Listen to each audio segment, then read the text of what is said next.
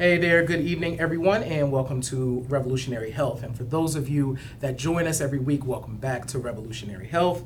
Revolutionary Health is a program of the Counter Narrative Project, and our mission is to build power among Black gay men and to work in coalition and solidarity with all movements committed to social and racial justice. You can follow us online. We can be found on Facebook at the Counter Narrative Project, on Instagram at the Counter Narrative, and on Twitter at Building Desire. Oh, and by the way, you are joining us here on YouTube. So make sure that you go ahead and you hit the subscribe button, and make sure that you hit the little thumbs up button to like this video, and also just go ahead and share it with your friends and your family. We're going to have a really important conversation tonight that I think we'll be able to dive into some things that are really uncomfortable, and I think we're even seeing that with how this is panning out. So thank you for being here. You can chat with us and talk to us. We are live. So go ahead over into the chat box and you can send us a message, and we will be sure, we'll do our best to get to all of the responses. But we do want to hear from you as we kind of unpack this. So first and foremost, my name is Johnny Cornegay, and I am the Mobilization Director for the Counter Narrative Project, and I'm joined with...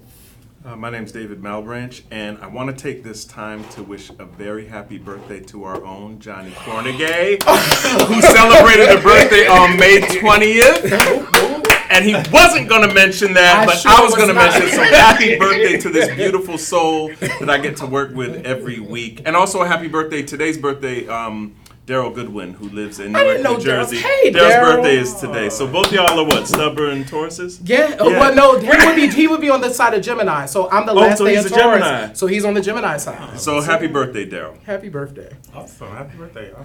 I'm Damian Denson, public health researcher from Atlanta. Hey, Damian. And giving us legs tonight. Right. Legs. Come on, we got legs tonight. So y'all, thank you so much for being here. Thank all of you for being here to watch and join with us. Oh, thank you so much. Michael Brown just said happy birthday. Caleb is with us. Hey, Caleb. Good evening to you. So we're going to jump into the topic. So let me set the stage a little bit. 2 weeks ago, and I was really surprised by this. 2 weeks ago, Common, award-winning rapper. I mean, I'm a hip-hop head, so Common has been part of my life, or my hip-hop life, for a very long time at this point. Made a revelation about his own experience with childhood sexual assault. And so we wanted to spend some time talking about this as it relates to Black boys. So we anticipate this being a heavy topic. We want to be able to love on each other and come up with some solutions, but have some hard discussion. Sure. And first of all, love you too, Caleb. Thank you so much. So what we're going to do first is we actually have some video of Common from the Breakfast Club where he was talking a bit about this discovery. So take a look at the clip. I really, honestly, as Angie just said, some memories you tuck away, I didn't even realize that happened in my life till like I was doing a movie, and the movie was about sexual abuse, and I was discussing it with the actress, and we was talking about it. I was like, wait, I just went to that moment and was like, man, that happened to me. So when it came to the surface, it wasn't like I was talking about it with everybody, but as I was writing this book, my premise, or you know what, my heart was like, man, I want to tell my stories so that other people will be all right with telling their stories and feel like, man, even if it's not the exact same story, but be okay with being like, man, I've been through some stuff. Mm-hmm.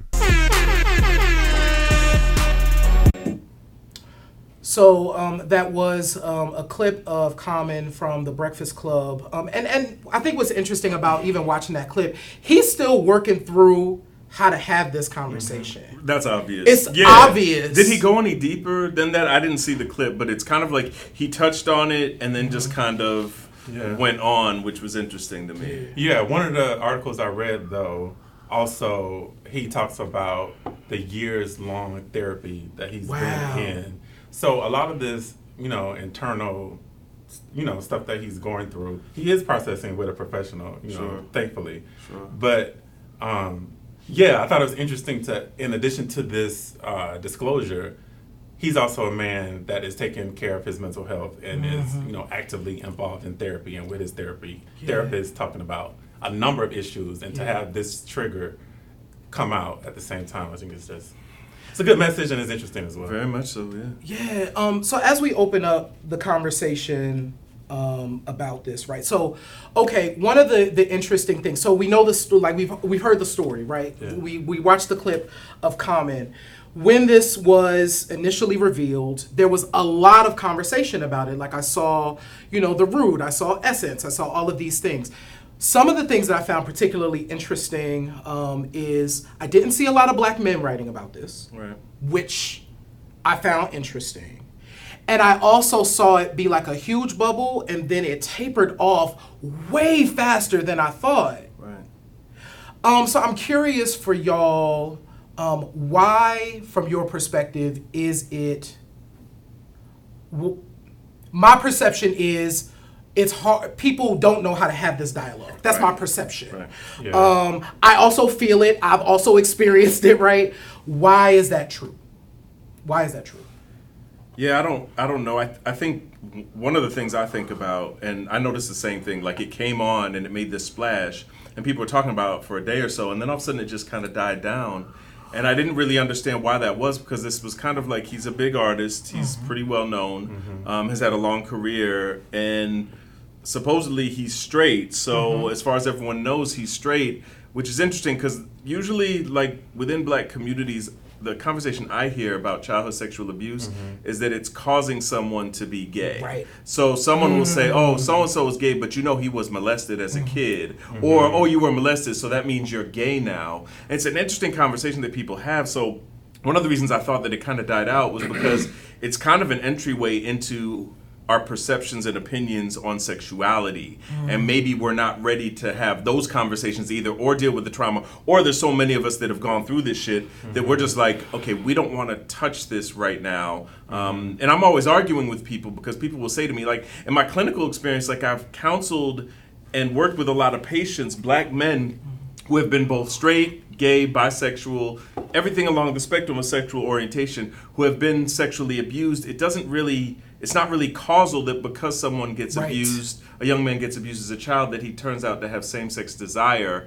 I see a lot of people that are straight and have that abuse as a child, and they don't necessarily do that. I think it's actually the opposite. I think the predators prey on kids who particularly may have more of a feminine performance, or they can kind of sniff that the kids may be same-gender attracted or same-sex loving, and so they end up going to that. But it was interesting to me how this kind of faded out. And I think he was promoting a book too, right? Yeah. And so that was part of it as well. So Yeah. I'm always curious about this, because I say to myself, like, it's kind of like when Don Lemon said, like, I'm coming out of the closet. You can read about it in my new book tomorrow. Right. So there's always like the capitalistic Yeah. part of it with it as well, that I'm kind of like, okay, the timing of it, but then you can never say like when somebody's ready, when somebody has that trigger moment, and when's the time that they actually deal with that. Right. Yeah, so because the two articles I read today were published today and yesterday, but they were both in Billboard and the Hollywood Reporter. Right. And it was promoting the book, and it's like one of the excerpts is his revelation about childhood sexual abuse. Right. And it's kind of like as a part of promoting the book, Promoting the some book. salaciousness to promote the book. Right. But something else you were just saying, although, with men, it's kind of like you molested, does that, the myth of that affecting your sexuality. Right. But what we do know in the literature is that childhood sexual abuse is a determinant for all types of risk and risk behaviors later on. Yeah. So let's just put that fact out there, Right. and know that, that happens. So yeah, there was something else that you said that I was going to respond to, but I'm drawing a blank. All right, yeah. But that's a good point. A lot of the literature we see about childhood sexual abuse with men who have sex with men is usually around how, as we become adults, we engage, we have more sexual partners, we're less likely to use condoms, we're more likely to be HIV positive, we're more likely to do drugs. But it has to do with all this kind of mental health consequences that happens as a result of that trauma. But typically it's kind of put in this public health, like these are the outcomes that we have Well, yeah. Right. because we're abused. And I think it's so interesting that you mentioned that, because that makes me so angry, right? Because we don't, so often what we do is we don't end up getting these full pictures of why of who we are, right? So it's like because of this trauma, these other things may surface, but let's talk about this trauma real quick. Like, let's talk about this. Right. This is really important. Right. Whereas we use the kind of the outcomes as like these other things. I'm like,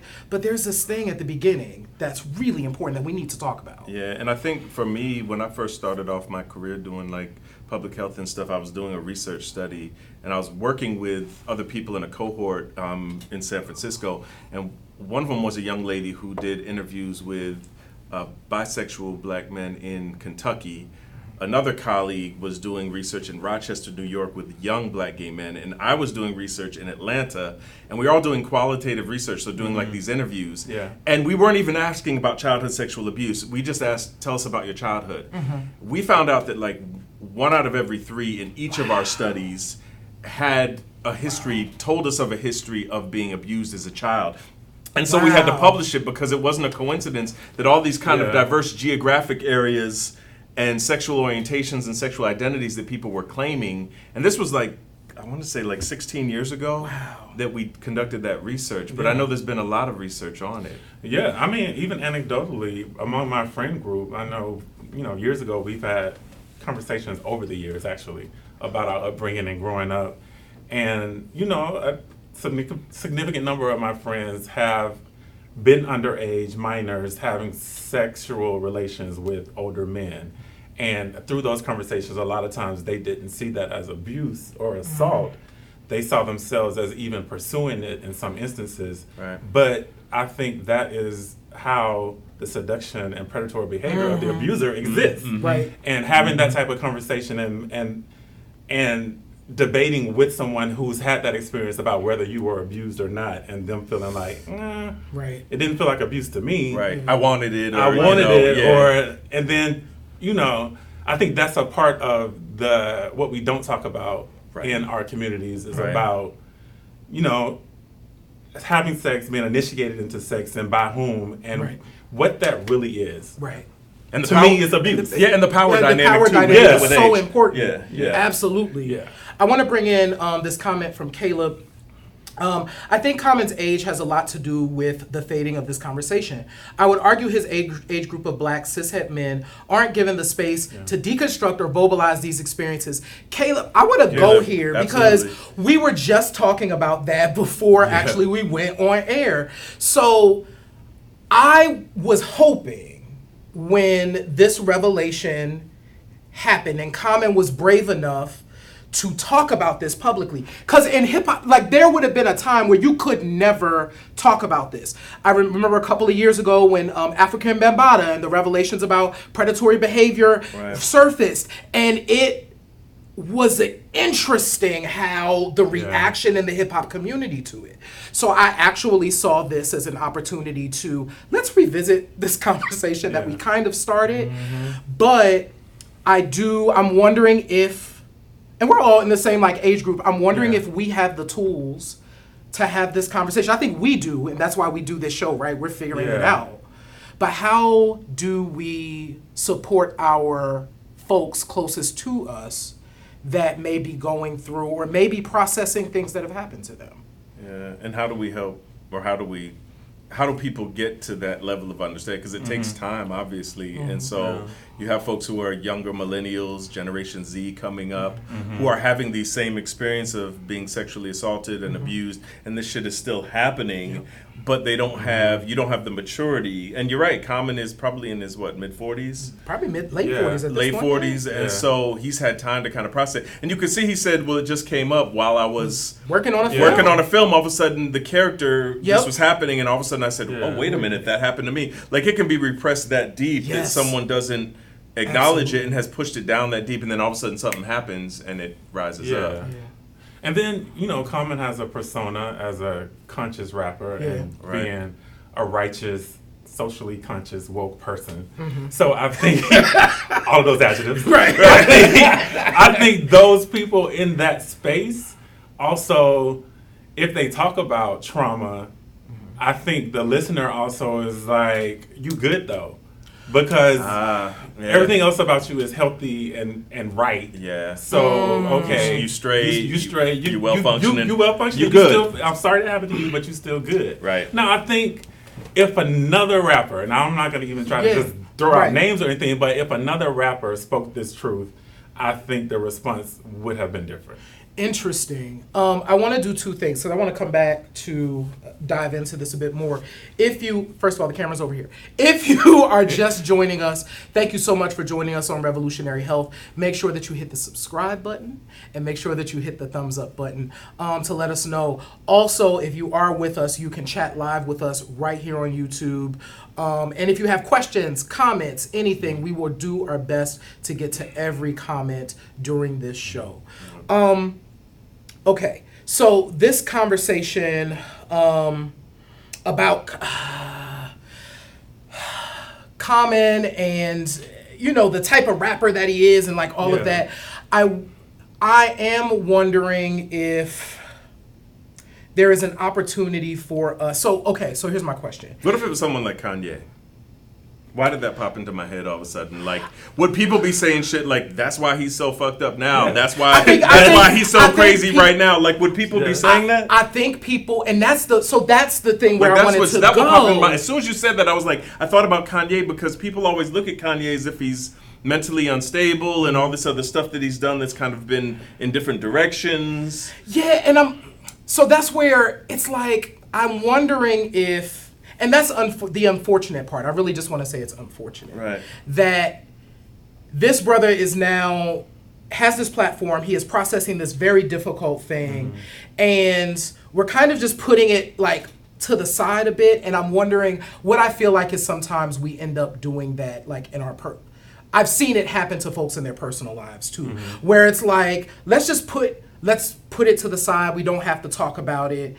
But what I really want to see is advocating for therapy. I really want to see us advocating for boys talking about these issues, like, and being very vocal about it. Because to your point you made just a minute ago, David, like, this is still happening. Yeah, it's still happening. I'm kind of wondering too, like, how do we, like, the conversation needs to go back. So when this happens, because the story that I hear a lot, because I similar to you, I have a lot of friends who have suffered from, you know, and not only sexual abuse, but kind of sexual combined with emotional and other kinds of abuse as young boys. And the story that I always hear is that you bring it up to a family member or you say to somebody, help, this happened to me, and it's always pushed off. Like, and one of the stories that I hear a lot is that, well, I tried to tell my mom and she didn't believe that Uncle so-and-so or my stepfather was capable of doing that. So the child is automatically dismissed.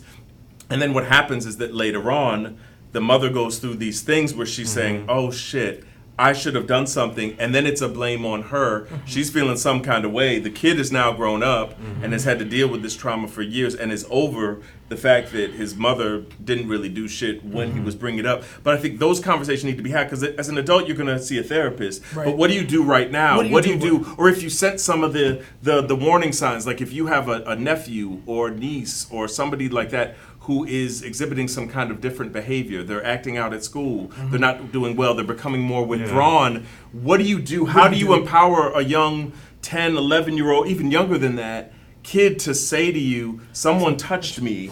And kind of how does that happen? And I'd love to hear also, too, like if anyone is watching this, what you have done. Have you seen this? What do you say? How do you approach it in those kind of situations? Because I got to be honest, I don't know because I almost think to myself, you're treading on, you're treading on very thin ice because you're bringing up stuff that not only is the child going to be scared to talk about, but the child's parents or parent who is not the one who's doing the abuse is going to say, oh my God, if this is true, I'm a bad parent. And so the protection of themselves to say, wait a minute, I don't want to be coming off as a bad parent, so I'm just going to push this to the side like it doesn't exist. And I think some of that stuff really gets heavy at that time. But what do we do at that moment when it's happening? Yeah, I mean, it's a hard question, right? It's a hard question, and then I don't want to get into the specifics of Common's assault, but in addition to that, if it is another minor, what do parents do? Right. It becomes even trickier. Yeah. And it's easier when you have that pedophilic idea of an adult assaulting a child. That's a no-brainer. That's Right. a no-brainer. Right. Yeah. But yeah. If they're both, like, say, 12, Right. or one say 15 and the other one's 11, Right. Right. I mean, is it considered abuse, or is it considered two kids playing And around? I think that is a lot. I think that is a lot. Those are a lot of the cases that are unaddressed and swept under the rugs. And boys will be boys, and toughen up, and fight. yeah. Right. And I think that is where going back to your point about recognizing when something changes, Yeah. or when a child needs to talk about something. I don't know the answer to this either. And I do see a comment from Kanga 311. Thank you so much. Therapy and counseling is something that we don't like to talk about either. It's very true. Right. How do we find trusted providers in our communities? Thank you so much for that question. Oh yeah. Well, I think Common is doing a good job of destigmatizing Absolutely. mental health and therapy, because he's openly talking about his journey through therapy. Yeah. And I think that's a part of the memoir as well. And I happened to have gone to undergrad with a psychologist based in Atlanta, and she has therapy for Black girls. So it's a database of therapists of color who treat Black women, and I'm sure that that's applicable for Black men as well, or you can use that network to find a therapy. But there are places for therapists and counselors of color, or who are equipped to handle clients of color. Yeah, I don't know if Yeah. there's a website or something that we may have to get back with the Absolutely. viewing audience about that, to give some resources Please. about where to go, because I didn't even think about that as we Yeah. were discussing it, but it may be helpful for those of you out there, because even if you're someone that has suffered from abuse, or if you know somebody close to you and someone trusts you enough to say, hey, this Yeah. is happening, like, what do you do at that point? Do you just freak out and go and address it with the person who's doing the abuse, or do you get the kid to therapy? Do you remove the kid from the situation entirely? Like, there are lots of different ways to handle it, that you can handle it, but I think it's one of those things where I don't know if there's a right answer of exactly, like, some people would be like, if I found out that my niece or nephew was being molested, they'd be dead. Yeah. It would be as simple as that. And Yeah. so, what's the right answer as far as what to do and to protect the child? 'Cause Yeah. that's the main thing at the end of the day to me. Yeah. I'm processing a lot of things as we kind of have this conversation, and the first thing that comes to mind through all of this is really, how do we create an environment where our children, and particularly our boys, right, are able to open up and are able to talk? Because I think really so much of this stems from boys not being able to, like, be emotional and talk about stuff, right? You can't, I grew up in the era of toughen up. You deal with it, you fight, you do all of these things, and it really doesn't give you, like, you aren't encouraged to just cry or just share yeah. or just talk it out. Right. Yeah. And you add on top of that, like, if someone's being, like, it could be something like something drops on your foot and your foot's bleeding like crazy and you cry, and someone says, toughen up, be a man, just deal with it, stop crying. But then if you add on to that, like, if it's a male perpetrator that is sexually abusing you, now all of a sudden you're gay as well, and someone will put that on top of you. Like, there are all these reasons and stigmatizing forces that would prevent a child from actually being honest about that, or wanting to disclose that, or wanting to kind of ask for help when that's happening. So I just think it's a tough situation. Yeah, I'm going to bring in a couple of more comments. Before I do that, please make sure that you hit the subscribe button and hit the like button if you are joining us. Thank you so much. And so Ace Robinson says, Hey, Ace. hello. When we look at children who will eventually identify as GBTQ or gay, bisexual, transgender, or queer, there are higher levels of suicide ideation and attempts, and for eventual cishet boys, acting out via violence tends to be more normative. Right. Thank you so much for that, Ace. And Kanga saying, thank you. Hi, Dr. David. Love what y'all are doing. Oh, thank you so much, Kanga, for being with us. I want to talk about ways that, so I think about systems. So young boys, they go to school. So we have the education system. So there's these different, I'm thinking about, like, intervention points. Like, what are points where we might be able to intervene and be able to catch when something might be wrong with our boys. I immediately think, of course, parents are the first like line, right? Parents, paying attention to changes in kids. But I'm also thinking systemically, right? If we have classroom sizes where you have 30, 40 kids in one class, if two of those kids are having are having something happen, they're harder to be seen, right? Because you have all of these other things. So I immediately go there. What are some thoughts about ways that we can the system can do a better job for us? That's tough because I'm still thinking about Ace's comment because I think he makes a good point. He does. Those of us who grow up coming into our eventual sexuality, that youthful phase makes us very vulnerable. That phase of, I don't know these feelings, I'm scared of these feelings, all of that makes us targets. So I don't know, like I'm not a parent, so I don't know how parents who see that and want to protect those kids. I don't know that process because that's a lot to deal with. That's a lot to see and know what's coming down the pike when you see that you're probably raising a queer child. Ooh, Ashe. And I'm going to bring in Michael's comment because I think it speaks directly to that. Michael said, I used to think my mother was overly protective when I was a child, but as an adult, I realized she knew certain realities and made sure to let me know that I can tell her about any abuses. And I think it speaks directly to that. And that's a great point. It really is. Mom. Because one of the things I realized too is like there's no playbooks for parenting either, right? And so many of the issues that we are talking about are like tough, and there's no rules. Like I don't know how to deal with that. And our parents are human too. You know, we don't know what stuff that they're processing and still trying to work through. Or whether they may have gone through the same thing, so they don't know how to deal with it. Yeah, and I think when parents, you asked about what kind of safeguards. I mean, obviously, if you have, and not just physical health like nurses at schools, grade schools and stuff, but having therapists there as well. But the problem with our educational systems is that you typically have a majority of white women teachers, and you have black boys who are being suspended for unruly behavior and misconduct. And you see all the disproportionate expulsions and suspensions that are levied on young black boys that white girls, black girls, white males can get away with, and black boys seem to catch flack for that.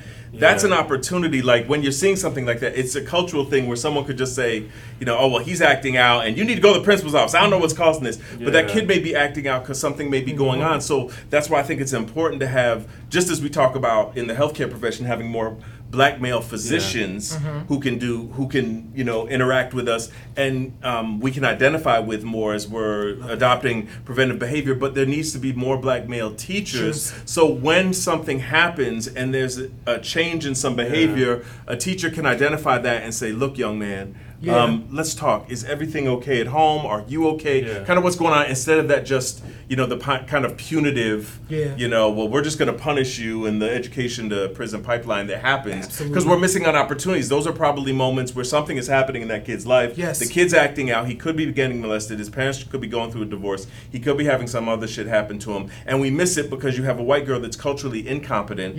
And then she just says, this is a little black boy just acting up. You go to the principal's office and you're expelled. I am going to thank you for that because this leads directly. Caleb, thank you so much for this comment. Sharing trauma is dangerous, and educators do not have the tools to intervene, especially since classrooms are spaces of violence. Counseling services should be visible and accessible in these schools. Following up, services that extend past stigmatized learning behaviors and into sexuality and identity formation. Thank you so much. And I think this goes, I was listening to a piece. I see you have a comment, Damian. Something came up for you, and I want to let you. I love you, Caleb. I love you, Caleb. You are right. You are right. But I think what we tell our youth is tell somebody. That's what we say all the time. And if we're then saying that sharing is dangerous, like where do we find the balance? Who do we tell the youth to tell? Who is safe? If not telling your educator, your school. and not telling your mom, your dad, not telling. Where do they turn? Where do they turn? Who? And I would say this is where we don't have, community isn't the same. I was just having this conversation at the dinner table the other day, where when I was growing up, it was very common for us to light the grill, and my mom say, go and tell Miss Merlin that we lighting the grill. If she has something she want to put on the grill, let her know. Or like the two neighbors on the side of us, right? Yeah. That level of community. So even if it wasn't my parents that I could tell, I had somebody who I trusted enough to tell something. You think it's just times have changed? It's a lot different. Communities are a lot different. Safety nets are a lot different. Kind of the interconnectedness of our families, communities, neighborhoods are so much more siloed right now because of social media, because of the way we interact socially. Like, things have changed. You don't think that provides a safety net for kids, so they're more out there on their own. Go ahead. I don't know. One of the conversations I know that I had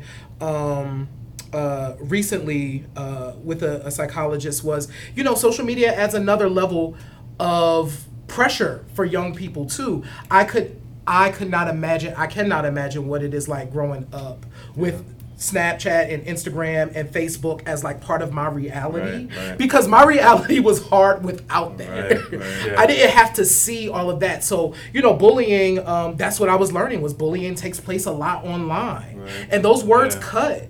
Where it was different, I could do the dozens and like do a thing if we're in person together, and I could diffuse it or I could escalate it. But if it's online, I just got to sit with it, because I don't have the language. So I want to bring in another comment, and then want to get some final thoughts from the both of you. Caleb was saying, oh yes, I agree, Damian. My point was speaking more to the strategies used to cultivate a space for sharing that is healthy for Black boys. And I think that is where, I also think that's where we come in. And I think I see Revolutionary Health as, even though there may be folks who end up watching this show a year from now, right? I'm hoping that they can watch the show and know that they could touch one of us at some point and get something, you know what I'm saying, and know that they're not out there by themselves. I think that's very important to know. So I want to thank everyone for joining us for tonight's show. Thank you so much, Damian. Thank you so much, David. Yes. This is cool. Yes, let's do this. So I wanted to shout out, and for some reason this became controversial on social media, but Robert Smith, the billionaire, who went to the Morehouse, it became controversial for some reason. He went to Morehouse College graduation and gifted the class of 400 or so students. It's like $40 million. He's going to pay off all the student loan debt, which is absolutely amazing. So I just want to say kudos to this. But what's interesting with social media, we can be such crabs in a barrel sometimes. I saw people talking about, well, he has a white wife. Well, is he actually going to carry this through? Well, I don't know. And I was just like, can we just be happy about these? Oprah. I've been playing kids. What you're not going to do is tell me that I'm not contributing, because they immediately went to Oprah and say, bitch, what are you doing? And she's like, let me just show you what I've done. But I want to say to everybody out there who's watching, when we do things that are affirming, particularly for our young Black boys and girls and gender non-conforming kids, just celebrate it. I don't care who you're fucking. I don't care what the race of your wife or partner or lover is. If you're doing a wonderful, generous thing that affirms, because that's no small thing. If you are paying off someone's student loan debt, that changes everything. Everything about your entire life. It changes how you navigate. To all the Morehouse College students that are graduating, congratulations to you all. And definitely big ups to Robert Smith for doing that, because not every billionaire would do that. And now what I think is wonderful is that he's kind of put the pressure on other people to kind of step up their game with things like that, which I think is a good thing. So I wanted to kind of end the show on a good note, because that made me really happy when I saw that happen. Because I work with at the Student Health Center and see some kids over at Morehouse College, and they're a great group of kids. Smart as hell, and have all the potential in the world. So I was just really, really happy to hear that.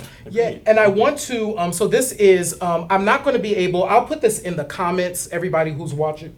For whatever reason, I'm not going to be able to put it up on the screen. But Ace gave us some resources. We asked about resources. So Ace, thank you. Ace, thank you so much for this. And he specifically said, if someone is watching now and needs support or knows someone who needs help, RAINN is the 24/7 largest hotline for survivors of sexual assault.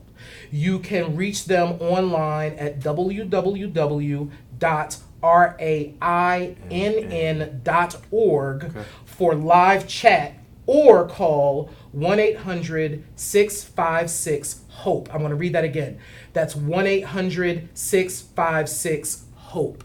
Ace, thank you so much Ace, for you're that resource. wonderful. And we will make sure that that is in the comments, Ace, so that that does not get lost for people who come back to this show. Please join us next week. We are going to be having a conversation here on Revolutionary Health, right here, about diabetes, which is such an important topic within our community. So please come back and dialogue with us, and please tell other folks. You can follow us online. Make sure you subscribe to this video and go ahead and hit the thumbs up button and share this video. You can find us online on Facebook at The Counter Narrative Project, on Twitter at Building Desire, and on Instagram at The Counter Narrative. That is a wrap for tonight's show. Thank you all so much. Thank you all so much. And we'll see you next week. Good night. Yeah.